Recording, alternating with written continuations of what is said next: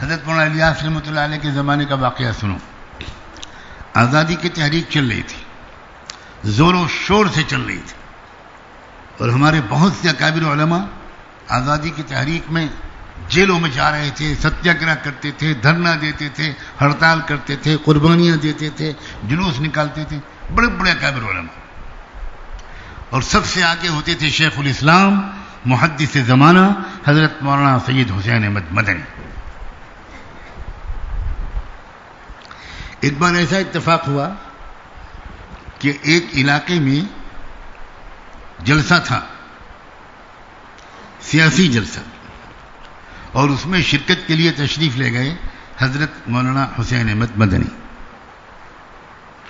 اور اسی علاقے میں حسن اتفاق کہ جماعت لے کر پہنچ گئے حضرت مولانا الیاس رحمۃ اللہ.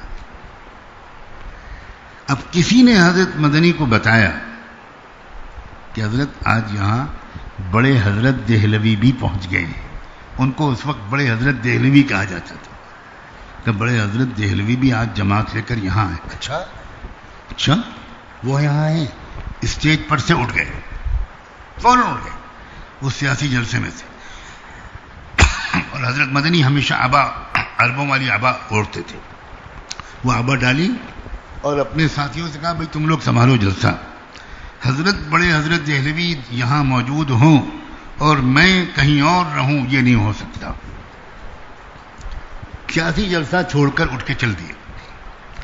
اب ابھی تو ہمارے تبلیغی احباب یہ سن کر بہت خوش ہو رہے ہوں گے کہ دیکھا ہم تو پہلے ہی کہتے تھے کہ تبلیغ کا کام زیادہ افضل ہے.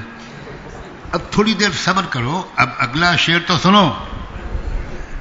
ادھر حضرت مولانا الیاس رحمۃ اللہ علیہ کو کسی نے خبر کی کہ حضرت یہاں جلسہ ہو رہا ہے کانگریس کا, اور اس میں حضرت مدنی آئے ہوئے ہیں.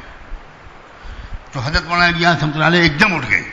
تو فرمایا حضرت شیخ الاسلام ہوں یہاں اور میں یہاں موجود ہوں, میں وہاں نہ جاؤں یہ مجھ سے نہیں ہو سکتا. بھائی چلو. اب یہ پوری جماعت لے کر ادھر کو چلے اور وہ ادھر سے چلے. اللہ کا کرم کہ دونوں چہیتے اللہ کے راستے میں ملے. اور ایک نے دوسرے سے پوچھا کہ حضرت کہاں؟ کبھی ہم تو آپ کی بات پاس آ رہے تھے. اور ان کا ہم کا آپ کا, ہم تو آپ کے پاس آ رہے تھے. یہ محبتیں ہوا کرتی تھیں دین کے تمام شعبوں میں, امت کی خدمت کے مختلف کاموں میں لگے ہوئے سب لوگوں میں, تب امت جڑی تھی.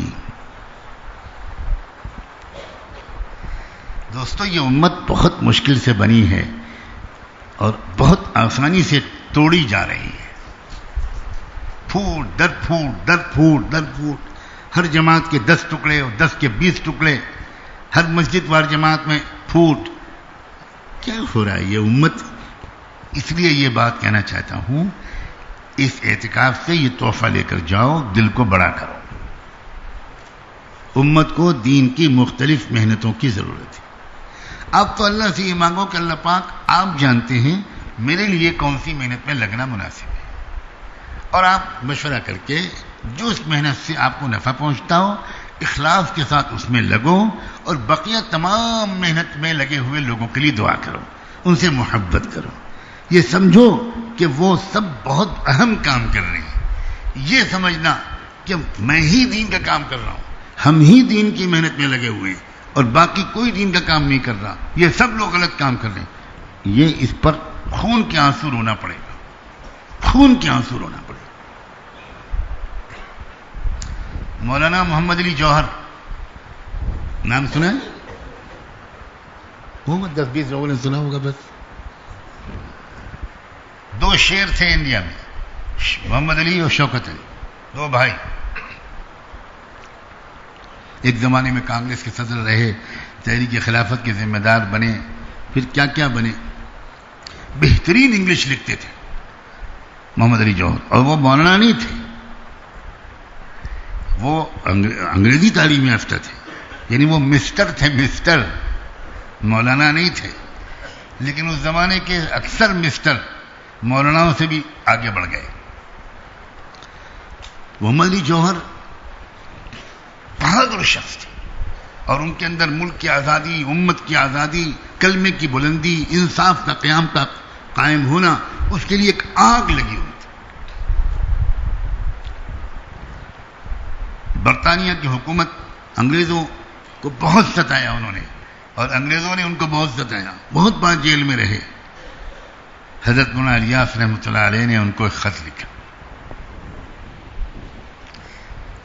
کیا خط میں یہ لکھا کہ بھئی آپ کیا فضول کام کر رہے ہیں، سب چھوڑیے اور آ کر چلہ لگائیے. یہ لکھا، پڑھو وہ خط چھپا ہوا ہے. کیا خط ہے؟ اس خط میں لکھا کہ بہت زمانے سے میرے دل میں ایک تمنا بے چین کیے رہتی ہے. آج میں نے سوچا کہ میں آپ کی خدمت میں بسط ادب و احترام اپنی وہ تمنا پیش کر دوں. اور وہ تمنا یہ ہے کہ آپ بڑی بہادری کے ساتھ انگریز حکومت سے لڑ رہے ہیں. میں عرض یہ کرنا چاہتا ہوں کہ اللہ کی سنت، یقیناً آپ جانتے ہیں کہ کسی قوم کو جب دعوت دی جاتی ہے تو دو نتیجوں میں سے ایک نتیجہ نکلتا ہے. یا تو وہ قوم دعوت قبول کر لیتی ہے تو اس سے اچھی کیا بات ہے، دنیا اور آخرت اس قوم کی دونوں بن جاتی.